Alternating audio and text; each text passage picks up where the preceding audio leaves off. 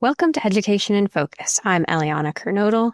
Cell phone-free schools are picking up momentum across the country. Joining me with more on this story is the Center Square's Kim Jarrett. Kim, what's kind of the reason behind this push? Well, I started hearing about cell phone school policies over a year ago when I was covering Arkansas, and there's always been the mention of one book, and it's called The Anxious Generation, and it talks about the effects of all this cell phone, social media use in children. It's written by a gentleman named John Haidt, I think is how it's said, is H-A-I-D-T. I'm not so sure. And I've noticed that when there have been introductions of these bills across the country, that book is always mentioned. We have more than half the states right now introducing bills, talking about legislation. I now cover Tennessee and Georgia, and it's coming up this year in those two states. Yeah, tell us a little bit about the legislation in the states that you've seen it in. Every state is doing it differently. The Georgia bill, which just passed this week and is now on Georgia Governor Brian Kemp's desk, it basically only limits cell phone usage in grades K through 8. It's limited from what they call bell to bell. That's from the time they walk into school and the time that they leave school. They're allowing the schools to decide how they want to store those cell phones.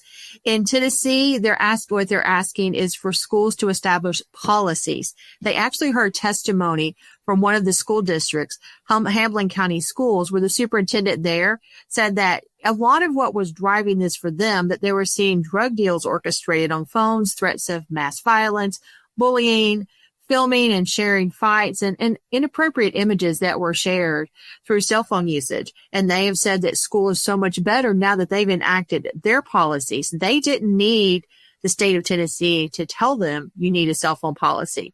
They did it on their own. All school systems can enact cell phone policies, but now states are beginning to make it mandatory. And so where are they at in the legislative process? I know you mentioned one of them is going to the governor's desk. What about the other one? Tennessee is still considering it.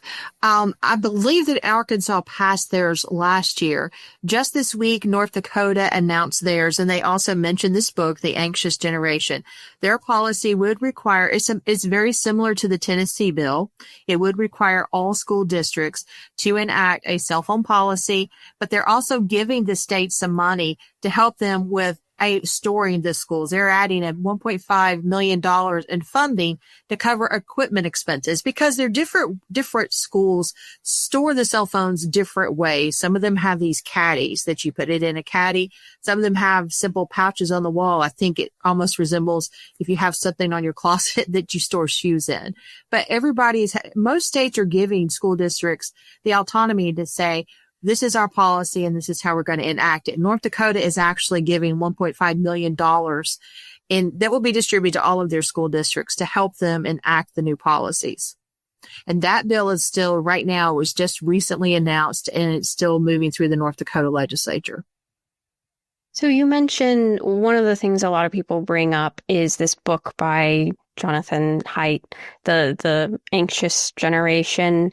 But what have been some of the other just like general arguments around this bill, testimony that has come up, or these types of bills? There's actually been a small amount of opposition, but most of the school systems and the General Assemblies have been able to quell the opposition. The opposition is centered around, what if my child uses it for a medical emergency? For example, type 1 diabetics often read their blood sugars through a device that works through their phone. Also, students with disabilities, they also have things that require use of their cell phone. But most of the states have carved out an exception that says if you have a medical disability or another reason, then you can continue to have your cell phone at school. Some parents were also concerned about what if there is a school shooting? What I would want my child to have his phone. And one of this, I can't remember, one of the sheriffs or one of the states said, no, we do not want children to have cell phones during emergencies. That's the last thing that we want. We want the students to be listening to their teachers and going through the emergency process.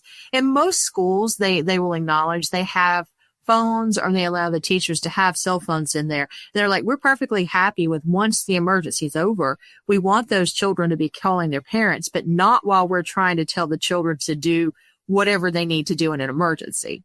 And what has been some of the arguments in favor of this legislation?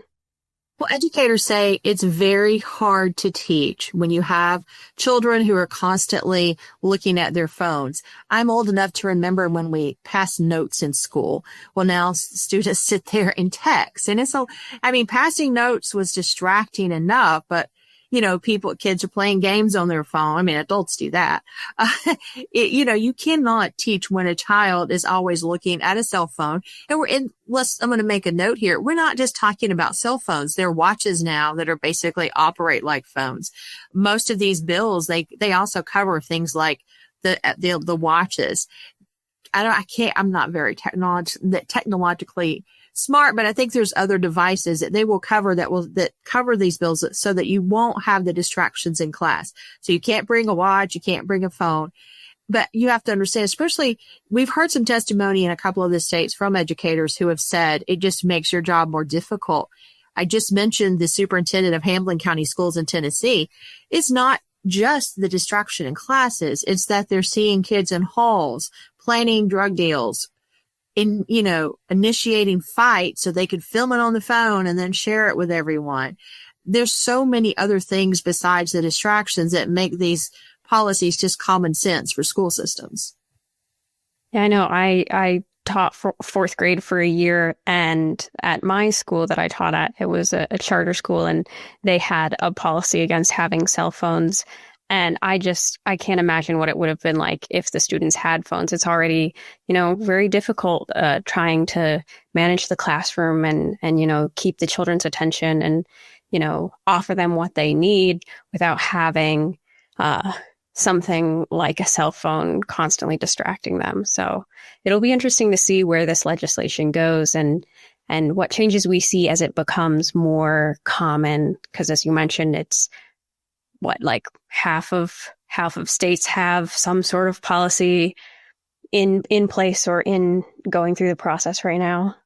And that's very surprising because cell phones have been around for a while and we started out with flip phones where it's just, you can just call and text, but now it's like a little computer. You can watch television. You can do everything on your phone. And it's almost been surprising to me that when I started hearing about these policies last year, I'm like, we're just now doing this.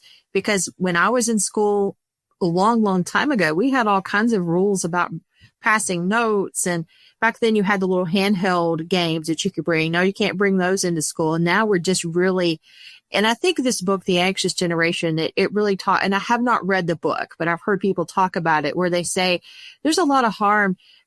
I can't imagine when I was a child, if I was just tied to a phone all day. We did different things. We played outside. We hung out with our friends. We went to the mall. And, they're talking about kids are tied to their electronic devices now. And we're beginning to see, as he calls it, the anxious generation, we're beginning to see some negative effects of that. Well, Kim, thank you for your insight on this story. You can keep up with this story and more at thecentersquare.com.